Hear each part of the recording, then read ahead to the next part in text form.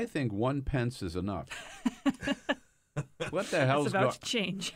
Yeah, what's going on in Indiana? Yeah, so this has been speculated for a while, but the vice president's brother, his eldest brother, Greg Pence, is going to run for Congress. Who's he? I mean, other than Mike Pence's brother. Sure. Well, that's basically anyone knows about him. I just imagine like a black metal atheist, who's like a little goth character. He's just like the total opposite of Mike Pence, right? Let's hope. No? Let's hope.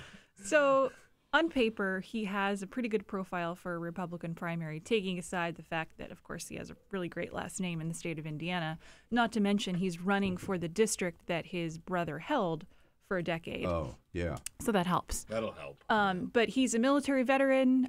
He's also a businessman. So check, Republican primaries. That goes over well. He ran the family's oil and gas business. They had a gas station and convenience store conglomerate in Indiana and Illinois and other places in the Midwest. The business got into a little bit of trouble for a while. It since has filed for bankruptcy. His business now is owning these huge antique malls with his wife, Denise, in the state. She's very politically active herself. She was an early Trump supporter. Does he call her mother? I don't know. I don't know whether it runs in the family or not. Maybe. Yeah. What's interesting, though, is I have heard that in the past couple months, as he was trying to make this decision, he was actually going around telling people in the district that he's not as conservative as his brother, which is an interesting strategy. He released late last night an announcement video, nearly 4 minutes long. Guess who's not in the video? The vice president. Wait, really?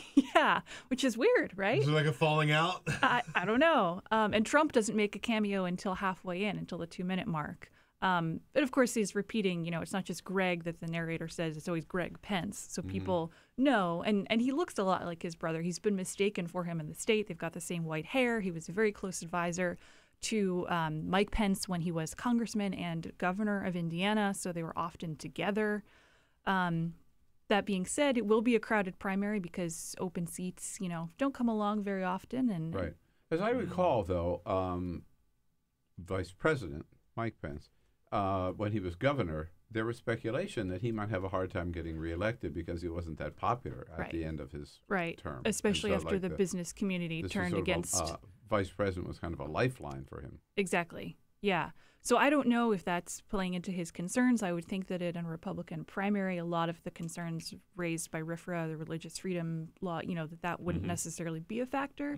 But it'll be interesting to see how much he does embrace his ties to the White House. Worth noting that he, Greg, has been the finance chair of Congressman Luke Messer's Senate campaign for the past couple months and has really been the public face of that campaign. I mean, it's his face, it's not Messer's face that appears on all fundraising emails for the congressman, which is kind of interesting.